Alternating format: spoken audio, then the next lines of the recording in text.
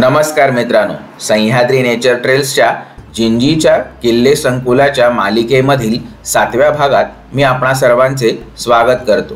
जिंजीच्या हे भव्य किल्ल्याचे संकुलाचं स्थळदर्शन करताना आपण पहिल्या प्रथम राजगिरी किल्ल्याचा भुईकोटाचा भाग पाहिला। या भुईकोटाच्या भागाचे मुख्य दरवाजे जे आहेत ते नकाशाच्या साहाय्याने अभ्यासून आपण पहिल्या प्रथम पोंडेचेरी द्वाराकडे मोर्चा वळवला। भक्कम तटबंदीच्या अर्धगोलाकार बुरुजात बंदिस्त असणारे हे पोंडेचेरी द्वार त्याच्या अर्धगोलाकार देवड्यांसाठी प्रसिद्ध आहे। अशा रीतीने हे भव्य असं पोंडेचेरी द्वार पाहून किल्ल्याच्या दुसऱ्या टोकाला असलेलं वेल्लोर दरवाजा हे अपरिचित असं महाद्वाराचं ठिकाण देखील आपण अनुभवलं। याचबरोबर वेंकटरमण स्वामींचं ह्या किल्ल्यात असलेलं अतिशय भव्य असं मंदिर देखील आपण पाहून वेंकटरमण भगवानांचे आशीर्वाद देखील घेतले। येथून आपण राजगिरीच्या भुईकोटाच्या द्वारसाखळीच्या पहिल्या द्वारातनं राजगिरीच्या भल्या भक्कम भुईकोटामध्ये प्रवेश केला। येथे असलेल्या दुसऱ्या दारातनं असं प्रवेश करून रणमंडळातील विविध वास्तू अनुभवून आपण तिसऱ्या आणि चौथ्या द्वारातनं देखील आत शिरलो। चौथ्या द्वारातनं आपल्याला राजगिरीचा भुईकोट पाहायला मिळतो, पण येथे डायरेक्ट न जाता आपण सरळ डोंगरावर चढाई करून 5वं, 6वं आणि 7वं द्वार पाहिलं। 7व्या द्वारापासनं येथे आत शिरल्यावर राजगिरीची माची लागते।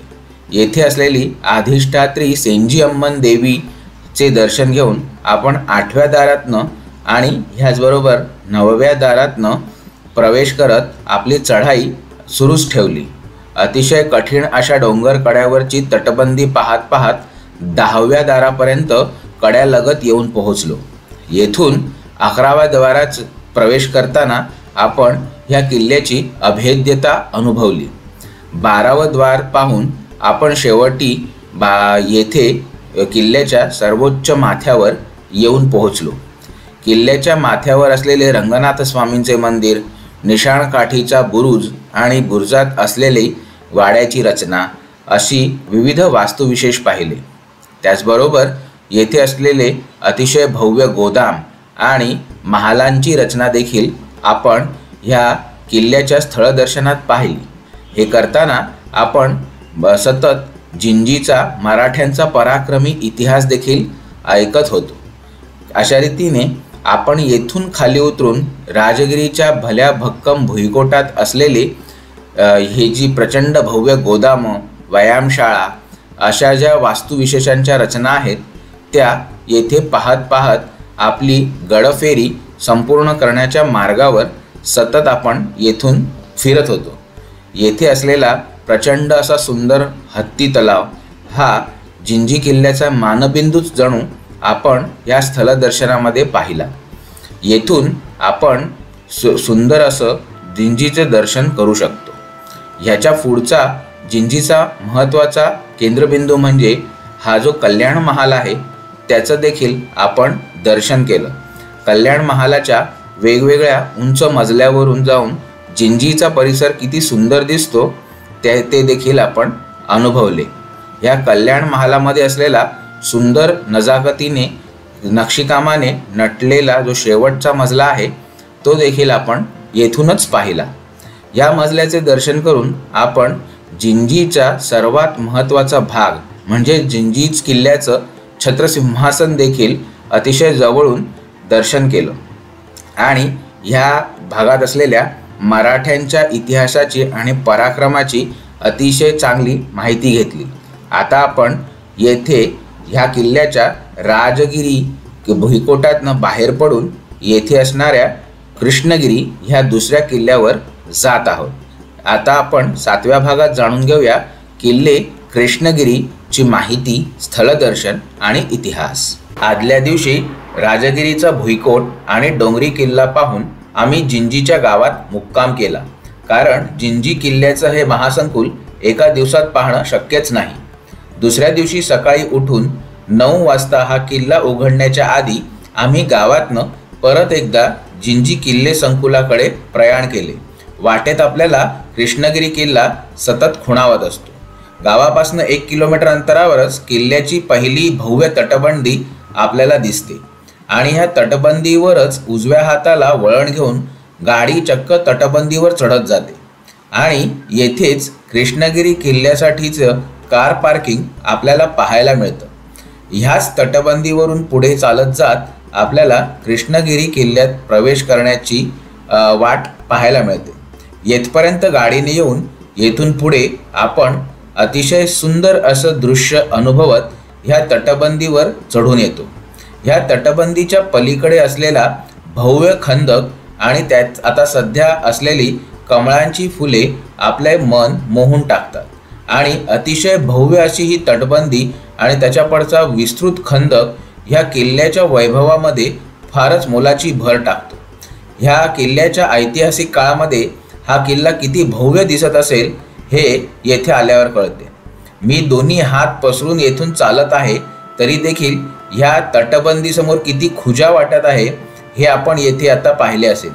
ही तटबंदी साधारणपणे 80 ते 100 फूट जाड इतकी भव्य बनवण्यात आलेली आहे।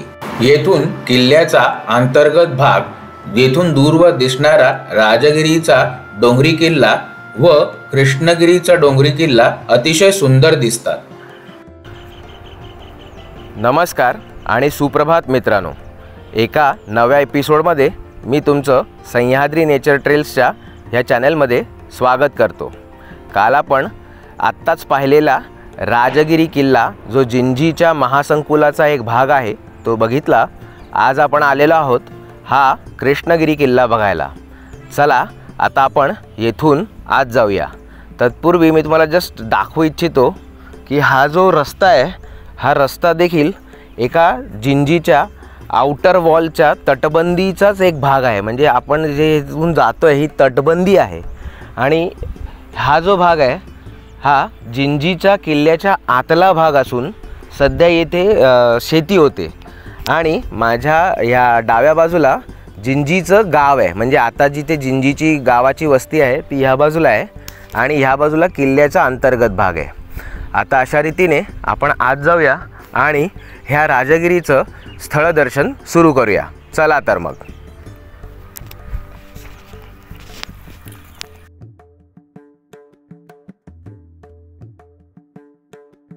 तटबंदीवरून किल्ल्याच्या दिशेने चालत जाताना आम्ही किल्ल्याच्या तटबंदीच्या फांजीवरून चालत निघालो। फांजीच्या बाजूने असलेल्या चर्यांचा भाग आता कालपरत्वे पारच तुटून गेल्याने येथे असलेल्या बंदुकीच्या आणि तोफा ठेवण्याच्या जंग्या दिसत नाही, पण बाकी तटबंदी मात्र पुरातत्व खात्याने अतिशय सुस्थितीमध्ये राखलेली पाहून मनाला फारच बरे वाटते। येथून आपल्याला चंद्रगिरी किल्ल्यापासून कृष्णगिरी किल्ल्यापर्यंत येणारी ही तटबंदीची भव्य रांग आणि त्यासोबत असलेला खंदक देखील पाहता येतो। ही रांग डोंगराच्या कडेला येऊन संपते। तेथेच तटबंदीमध्ये पुरातत्व खात्याचं तिकीट घर आहे। येथे तिकीट घेऊन आपण लगेचच डोंगराच्या चढाईला सुरुवात करतो। कृष्णगिरी किल्ल्याची ही जी चढाई आहे ती राजगिरी किल्ल्यापेक्षा थोडी जरी असली तरी देखील अतिशय चढ्या स्वरूपामध्ये आहे, त्यामुळे येथे लगेचच खडा चढ सुरू होतो। आता हा चढ चढताना आपण ह्या किल्ल्याचा इतिहास मागील भागांपासून पुढे जाणून घेऊया। येथे मराठ्यांच्या ताब्यात असताना जेव्हा मुघलांचा वेढा पडलेला तेव्हा शेवटच्या काही वर्षांमध्ये इतिहासाच्या काय काय घडामोडी झाल्या ते आता आपण ह्या किल्ल्याच्या चढाईचा चढ चढताना इतिहासाच्या पुस्तकाच्या पानात डोकावून पाहूया। जिंजीला दक्षिणेच्या तंजावरमध्ये मदत मिळू नये याचा जुल्फिकार खानाने आधीच बंदोबस्त केलेला असतो। आता उत्तरेच्या बाजूने वेल्लोरमधून देखील काही मराठा रसद येऊ नये म्हणून जुल्फिकार खान मोगल सेनेच्या वेल्लोर किल्ल्याला पण वेढा घालतो, पण तो वेल्लोर किल्ल्याचा बळकटपणा जाणून असल्याने तेथे हमला करत नाही, फक्त किल्ल्याचे बाहेरच्या जगाशी असणारे दळणवळण तोडतो। बादशहाला कळवण्यापुरता दोन्ही वेढे सुरू राहतात पण जुल्फिकार खानचे राजकीय हितसंबंध राजारामांशी असल्याने तो आक्रमण किंवा हमला मात्र करत नाही. नोव्हेंबर 1695 धनाजी जाधव दख्खनमधून वेल्लोरच्या मदतीला जातात व वेढा उधळून लावतात. तसेच पुढे जिंजीचा वेढा फोडून राजारामांना देखील रसद पोहोचवतात. संताजी घोरपडे देखील जिंजीचा रोप धरतात. संताजी घोरपडे वाटेने येताना कर्नाटकातील दोड्डेरी येथे मुघलांचा सपाटून पराभव करतात. ही मराठ्यांच्या इतिहासात एक गाजलेली लढाई आहे. जिंजीच्या किल्ल्यात धनाजी अगोदरच असतात. आता संताजी पण पोहोचतात. मराठा फौजांना मोठे बळ प्राप्त होते. पण ह्यावेळी संताजी व राजाराम छत्रपतींच्या संबंधात काहीतरी विदुष्ट येते व संताजी घोरपडे परत एकदा रागावून जिंजीमधून निघून जातात. सोबत जाताना ते त्यांची 20,000ची फौज पण घेऊन जातात. त्यांच्या ह्या कृतीने छत्रपती राजाराम महाराज क्रोधित होऊन त्यांना रोखायला त्यांच्या पदरच्या मराठा फौजा पाठवतात. कांचीजवळ आयवारकुट्टी येथे मराठा फौजांचे युद्ध होते, ज्यात राजारामांच्या फौजेतील तिमाजी घाटगे नावाचा सरदार मरण पावतो. अमृतराव निंबाळकर ह्याला संताजी घोरपडे कैद करून हत्तीच्या पायी देतात. धनाजी जाधव मात्र पलायन करतात आणि संताजी घोरपडेंचा मोठा विजय होतो. जेधे शकावलीत ह्या दुर्दैवी प्रसंगाची पुढील नोंद सापडते. शके 1618 धातानाम संवत्सरे चैत्रमासी राजारामाच्या दर्शनास संताजी घोरपडे चंदीस गेले. ज्येष्ठ मासी बिघडून कची अलीकडेच भांडण झाले. धनाजी जाधव पळून देशास आला. अमृतराव निंबाळकर पडला. संताजीची फते झाली. अशा रीतीने मोठा विजय प्राप्त होऊन देखील संताजी घोरपडे राजारामांविरुद्ध मुघलांना मिळत नाही. ते कधीच स्वराज्याशी गद्दारी करत नाहीत. त्या काळात टिचभर वतनाच्या तुकड्यासाठी मराठ्यांचे शेकडो सरदार व मुत्सद्दी मुघलांना मिळाले होते व मनाला येईल तेव्हा पक्ष देखील बदलत होते. पण संताजी घोरपडे मात्र नाराज होऊन देखील युद्धात जिंकून देखील मराठ्यांचा पक्ष सोडून मुघलांना जाऊन मिळत नाहीत. ह्याच कालखंडात राजाराम छत्रपतींना जिंजी किल्ल्यावर ताराराणी राणी सरकारांपासनं पुत्ररत्न प्राप्त होते. शालिवाहन शके 1618 धातानाम संवत्सर ज्येष्ठ वद्य चतुर्थी म्हणजेच 9 जून 1696 या दिवशी जिंजीला शिवाजीराजे द्वितीय यांचा जन्म होतो. मोगलांचा जिंजी वेढा सुरूच असतो, पण त्यात फारसा उत्साह नसतो. तुरळक चकमकी वगळता 1696च्या संपूर्ण वर्षात मोठे युद्ध होत नाही, कारण मुख्य सेनापती जुल्फिकार खानला राजारामांशी चांगले संबंध ठेवायची इच्छा असते. 1697 सालच्या पूर्वार्धात मराठ्यांमध्येच संताजी व धनाजींच्या भांडणामुळे लष्करात उभी फूट पडते. त्यामुळे या भागात फारशा हालचाली होत नाहीत. तर मित्रांनो, अशा रीतीने इतिहास जाणून घेता घेता आता आपण कृष्णगिरी किल्ल्याच्या पहिल्या महाद्वाराकडे येऊन पोहोचलो आहे. हे महाद्वार तटबंदीला जोडून नसून केवळ स्वागत समारंभापुरता देखाव्यासाठी निर्माण केले गेलेले आहे. याच्या आसपास कुठेही तटबंदी किंवा बुरुजांचं कवच नाही आहे. प्रत्यक्ष हा जो अवघड चढ आहे तो चढून गेलो की आपण एका सुट्ट्या स्वतंत्र निरीक्षण बुरुजापाशी येऊन पोहोचतो. हा अतिशय भव्य गोलाकार बांधलेला प्रचंड मोठा असा निरीक्षणाचा अतिशय व्यूहात्मक जागी बांधलेला बुरुज आहे. चला आता आपण ही माहिती जाणून घेऊया. मित्रांनो, जेव्हा आपण कृष्णगिरीच्या तिकीट घरातनं तिकीट घेऊन वर येतो तेव्हा अवघ्या 5 मिनिटाच्या चढाईने आपल्याला किल्ल्याचं पहिलं दार लागतं. त्या दाराकडनं जेव्हा आपण वर येतो, जे तुम्ही आपल्या व्हिडिओमध्ये आता बघितलं, तर आपण या बुरुजावर येऊन पोहोचतो. हा बुरुज अतिशय मोक्याच्या ठिकाणी बांधलेला असून जर तुम्ही इथून डाव्या हाताला बघितलं तर तुम्हाला ह्या कृष्णगिरी किल्ल्यापासनं ते चंद्रायण दुर्गाकडे जाणारी विस्तृत अशी तटबंदी दिसते. ज्या तटबंदीला मधून फोडून हायवे असा तयार केलेला आहे आणि ही तटबंदीवरूनच आपण चालत येतो रस्त्यावरून. त्याच्या पुढे तुम्हाला अतिशय विशाल असा खंदक खोदलेला दिसतो, ज्याच्यात आता सुंदर कमळाची झाडं उगवून आलेली आहेत, कारण आता त्याचा काय फारसा वापर होत नाही. जेव्हा तुम्ही हीच तटबंदी आणि खंदक बघत बघत वर आपली नजर फिरवता तेव्हा तुम्हाला पहिले इथे खालती बार्टिझन असलेला बुरुज दिसतो। येथे तुम्हाला छोट्या तोफांसाठी गनलेट्स तयार केलेली दिसतात। येथून हीच तटबंदी जेव्हा आपण ह्या दगडाच्या पलीकडून बघतो तेव्हा इथे दुसऱ्या बुरुजावर सुद्धा आपल्याला फ्रेंच बार्टिझन दिसतो आणि ही तटबंदी अशीच पूर्ण दगडादगडातनं चढवत वर नेऊन कृष्णगिरीच्या मूळ तटबंदीला नेऊन भिडवलेली आहे। तर ह्या बुरुजातनं जेव्हा आपण निरीक्षण करतो तेव्हा ह्या तटबंदीमध्ये जर तुम्हाला तोफा ठेवता आल्या नाहीत, केवळ 2 तोफा खालती आहेत, पण तरीसुद्धा त्या लष्करी वास्तुशास्त्राच्या दृष्टीने येथे एक भली मोठी तोफ होती ज्याने ह्या संपूर्ण जिंजी गावावर मारा करता यायचा। आणि त्याचबरोबर जर यदाकदाचित काही प्रॉब्लेम झाला आणि जर जिंजीचा जो किल्ल्याचा अंतर्गत भाग आहे तिथून उत्तरेच्या बाजूने वगैरे जरी लष्कर चालून आलं तरी त्यांना तोंड देण्यासाठी इथे एक अजून एक विशालकाय तोफ असावी असा अंदाज करता येतो। कारण का या छिद्रामध्ये लोखंडी यंत्रणेच्या साहाय्याने तोफ येथे फिक्स करून ती अशी ह्या अशा 180 ते 90 अंशाच्या कोनामध्ये फिरवता येत असणार। तर अशा रीतीने असा हा प्रचंड मस्त सुंदर असा विशालकाय भक्कम बुरुज आहे जो कृष्णगिरी किल्ल्याची शान आहे।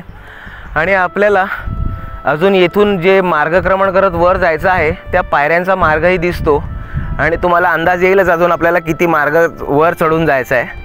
तर कृष्णगिरीचा हा पहिला टप्पा आहे, हा अतिशय सुंदर आहे। येथून जिंजी गाव आणि संपूर्ण जिंजी किल्ल्याच्या अंतर्गत भागाचं सुंदर असं आपल्याला संपूर्ण दृश्य दिसतं। तर येथे जरूर ह्या सुंदर दृश्याचा आस्वाद घ्यावा, कारण ह्या बुरुजावरून आपल्याला समोर असलेला चंद्रायण दुर्गसुद्धा दिसतो आणि त्या बाजूला असलेला राजगिरी दुर्गसुद्धा दिसतो। आणि चंद्रायण दुर्ग आणि राजगिरी दुर्गाच्या मध्ये असलेला जिंजी किल्ल्याचा मुख्य भाग जिथे राजवाडे होते, जो काल आपण छत्रसिंहासनाचा भाग बघितला, तिथे तो कल्याण मंडपाचा मनोरा आहे, तो सुद्धा भाग आपल्याला येथून पाहता येतो। तर येथे जरूर 2 मिनटं विश्रांती घ्या, ह्या सुंदर भागाचं निसर्गाचं इतिहासाचं अवलोकन करा आणि परत एकदा कृष्णगिरीची चढाई प्रारंभ करा। निरीक्षणाचं बुरुज पाहून झाल्यावर पुढची चढाई करता करता आता आपण 1697च्या जून महिन्यापासून पुढे मराठ्यांचा जिंजीबाबतचा इतिहास जाणून घेऊया आणि त्याचबरोबर हा खडतर चढ देखील चढत चढत कृष्णगिरीकडे प्रयाण करूया। याच्याच पुढे 1697 सालच्या जून जुलै महिन्याच्या दरम्यान संताजी घोरपडे यांना नागोजी माने हे घातपाताने खून करून ठार मारतात व ह्याच घटनेमुळे मराठ्यांच्या इतिहासातील एका वादळी पर्वाची अखेर होते। जुल्फिकार खान या गोष्टीचा फायदा घेऊन जिंजीवर हमला करत नाही, पण औरंगजेब बादशाला दाखवण्यापुरता वेढा आवळून मराठ्यांची रसद पक्की बंद करून टाकतो। आधीच ठरलेल्या क्रमानुसार छत्रपती राजाराम महाराज 2 ऑगस्ट 1697 रोजी दासीपुत्र कर्ण, रंकराजी मल्हार सुमंत, गिरजोजी यादव यांना तहाची बोलणी करायला जुल्फिकार खानाच्या छावणीत पाठवतात। पण खानाकडे तहाचे हक्क नसतात, म्हणून तो तहाची कागदपत्रे अटी ह्या औरंगजेबाकडे दखनमध्ये पाठवतो व तहाचा देखावा करत वेळ काढत राहतो। आता मात्र बादशाह औरंगजेब पुरता संतापतो।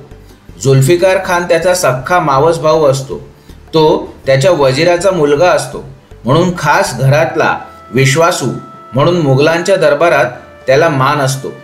पण आता वेळ काढूपणा केला तर औरंगजेब खुनशीपणे सोडणार नाही असे खुद्द आसद खान वजीर जो त्याचा पिता असतो तो त्याला गुप्त रीतीने कळवतो। त्यामुळे मराठ्यांशी गोडीत वागून स्वतःच औरंगजेब वारला की दक्षिणचा सुलतान बनायचे किंवा दिल्लीत एखादा बावळट शहजादा कठपुतळीसारखा बसवून स्वतःच मालक बनायचे बेत बाजूला ठेवून हा जो जुल्फिकार खान असतो तो मराठ्यांविरुद्ध खरोखरचे युद्ध पुकारतो। 8 नोव्हेंबर 1697 जुल्फिकार खानाने ताज्या दम्याने परत एकदा खराखुरा वेढा जिंजीभोवती आवळला, पण राजारामांना त्याची पूर्वकल्पना जुल्फिकार खानाने आधीच देऊन ठेवली होती। व निसटून जायला सहकार्य करेन हे देखील कबूल करून ठेवले होते। अशा रीतीने इतिहासाच्या पानांमधून येथे घडलेल्या ऐतिहासिक घटनांचा आढावा घेताना आपण कृष्णगिरीच्या किल्ल्याचा दुसरा दरवाजा देखील पार केला। येथे सतत खडतर चढाई आपली पाठ काही सोडत नाही। दुसरा दरवाजा पार केल्यानंतर देखील हा चढाईचा मार्ग आपल्याला वर वर नेत राहतो।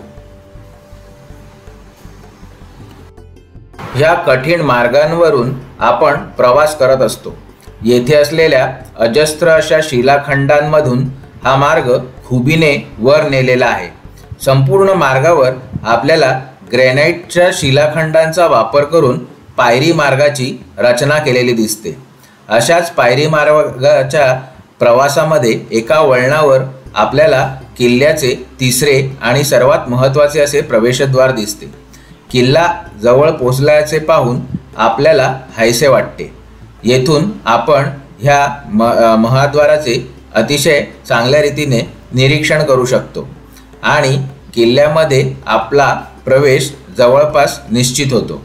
येथून अगदी पटापटच ह्या ग्रॅनाइटच्या शिलाखंडावर पावलं उचलत आपण ह्या किल्ल्याच्या तिसऱ्या महाद्वारापाशी येऊन पोहोचतो।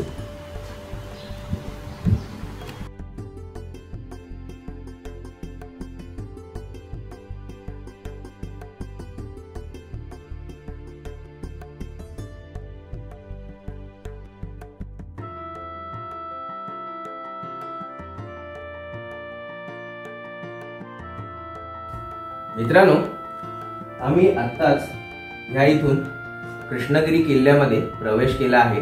कृष्णगिरी बालेकिल्ल्याचं हे सगळ्यात वरचं शिखरावरचं दार आहे।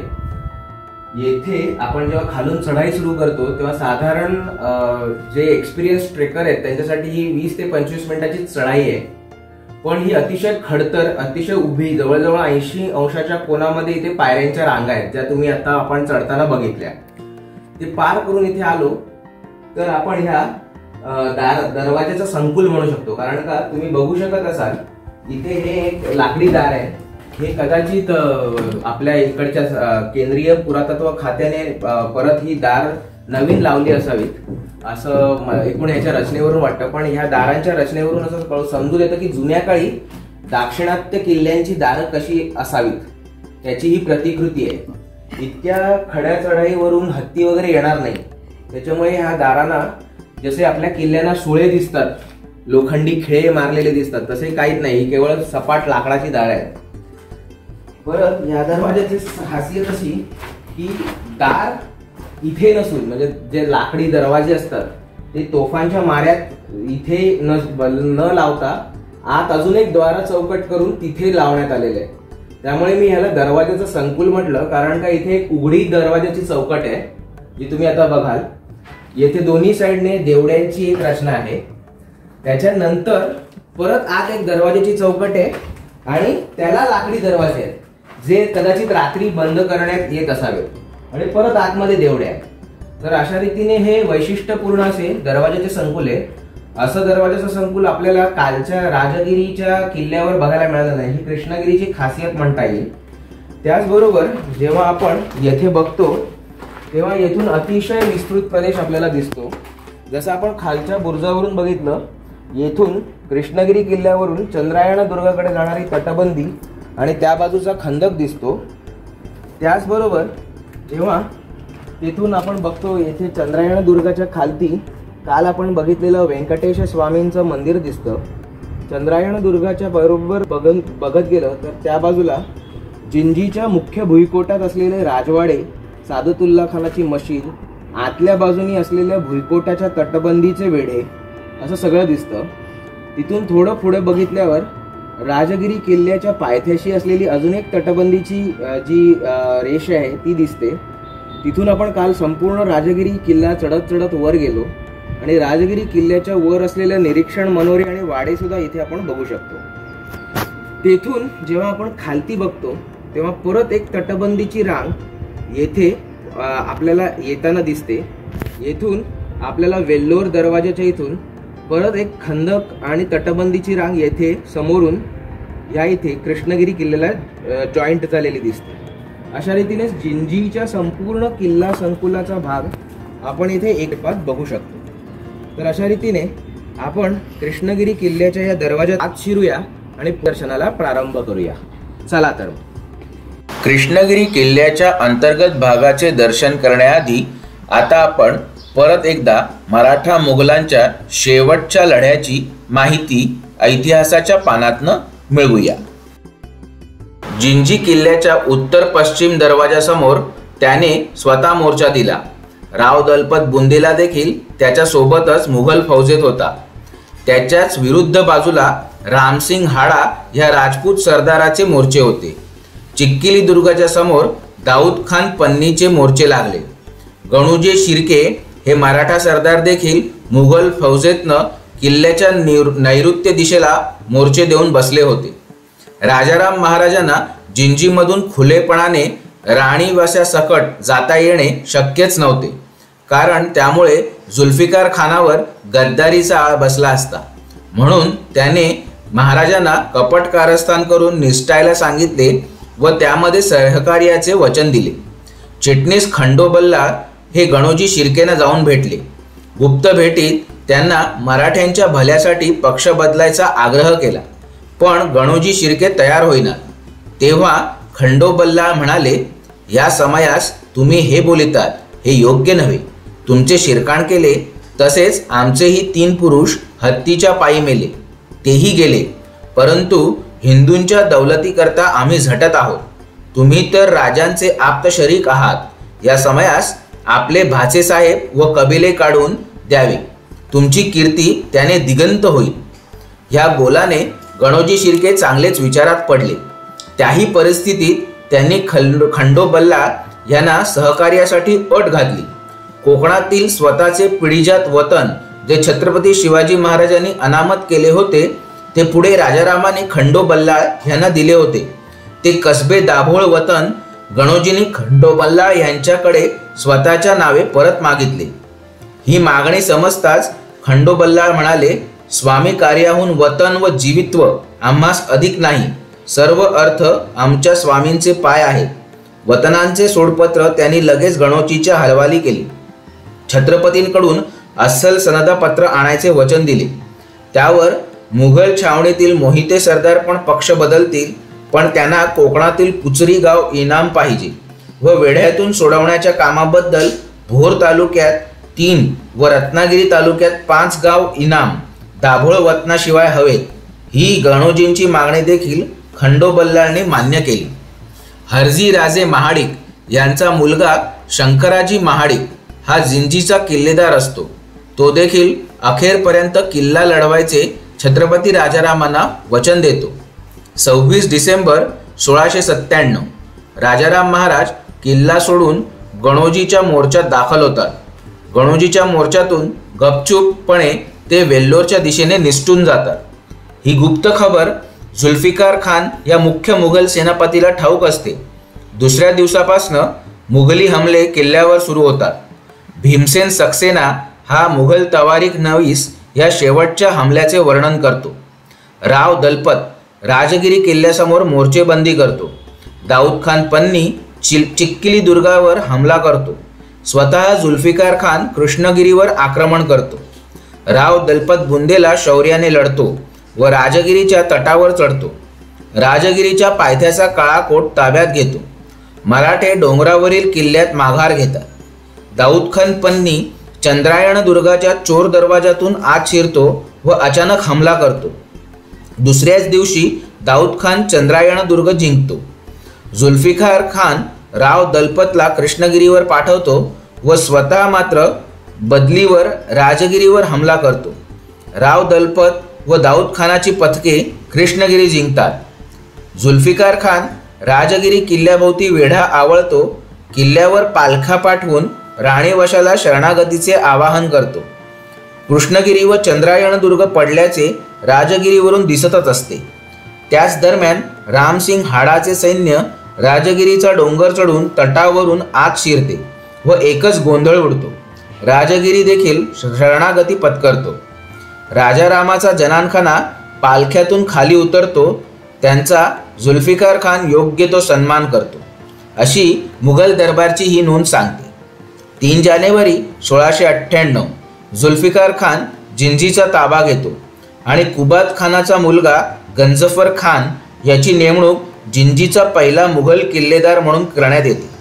जिंजी किल्ल्याच्या डागडुजीसाठी जुल्फिकार खान माणसे नेमतो व खर्चाची तरतूद करतो. संपूर्ण लढाईचा वृत्तांत जुल्फिकार खान बादशहाला पाठवून देतो. औरंगजेब बादशाह विजयाबद्दल जुल्फिकार खानाला 5000 मनसब, राव दलपत बुंदेल्याला 3000 मनसब बहाल करतो. जिंजीच्या किल्ल्याचे नाव नुसरतगड केले जाते.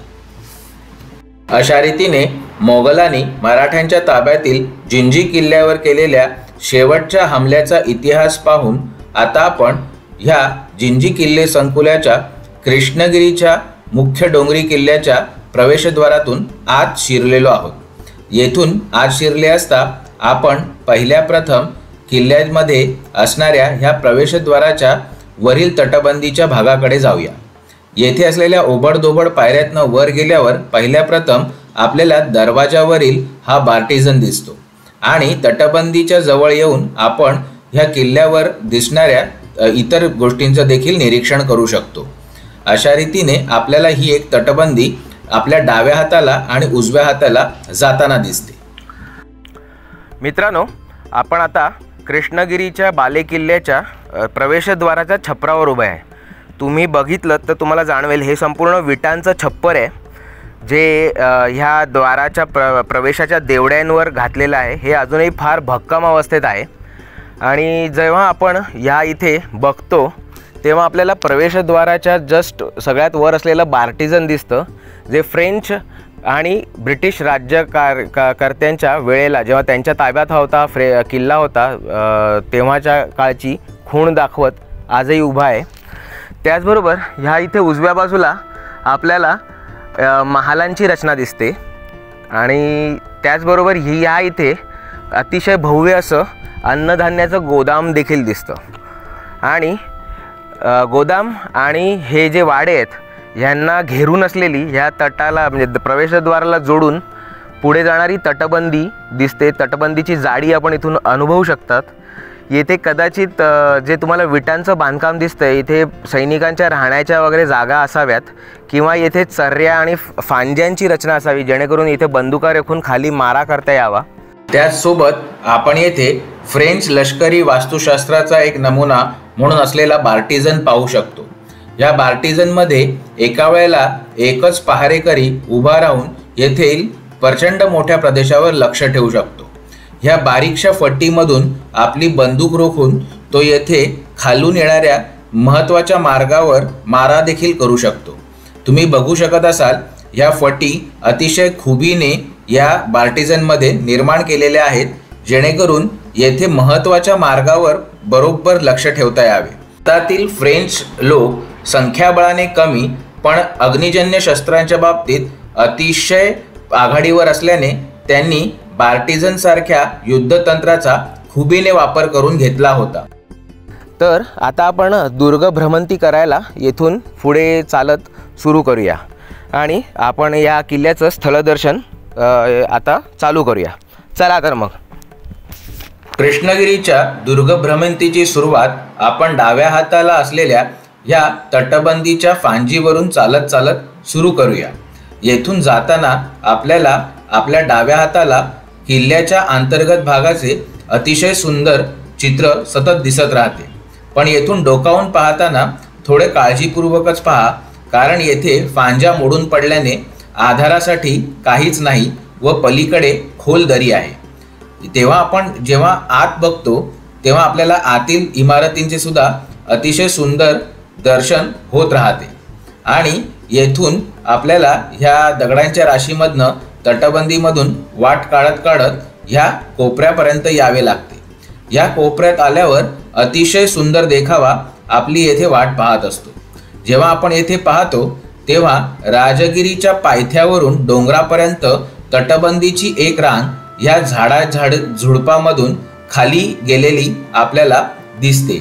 ही रांग खाली असलेल्या खंदकाच्या बाजूला तटबंदीवर पोहोचते आणि हीच तटबंदी संपूर्णपणे खंदकाची सोबत करत करत राजगिरीपर्यंत गेलेली आहे। ह्याचवरून आपल्याला ह्या किल्ल्याची पूर्ण भव्यता येथून अतिशय चांगल्या रीतीने समजून येते। प्रमाणे कृष्णगिरी किल्ल्यावरून राजगिरी किल्ल्याकडे तटबंदीची एक रांग खंदकासह जाते, तशीच चंद्रगिरी किल्ल्यापासून कृष्णगिरी किल्ल्यापर्यंत तटबंदीची एक रांग खंदकासोबत येते आणि दोन्ही बाजूनी जाणाऱ्या या तटबंद्या खंदकासहित येथून अतिशय उत्कृष्ट रीतीने दिसतात। यापुढे जिंजीच्या इतिहासाने कुठली कुठली वळणे घेतली आणि मराठ्यांचा त्यात काय सहभाग होता हे आपण आमच्या येणाऱ्या भागातून पाहूया। त्याचबरोबर कृष्णगिरीचे उर्वरित स्थलदर्शन सुद्धा येणाऱ्या भागातनं आपण तसेच चालू ठेवूया। तुम्हाला हा भाग कसा वाटला हे आम्हाला आवर्जून कळवा। व्हिडिओ आवडले असल्यास आपल्या परिवाराला, मित्रांना नक्की फॉरवर्ड करा व मराठ्यांनी महाराष्ट्राबाहेर केलेल्या या पराक्रमाचा इतिहास सर्वांपर्यंत पोहोचवण्यासाठी आम्हाला मदत करा। छत्रपती शिवाजी महाराजांच्या दक्षिण दिग्विजयाची आणि मराठा साम्राज्यातील तामिळनाडूमधील पुढच्या पाऊलखुणांचे नवे भाग पाहण्यासाठी आमचे चॅनल नक्की सबस्क्राईब करा ही नम्र विनंती। पुढील भागात लवकरच पुन्हा भेटूया। धन्यवाद।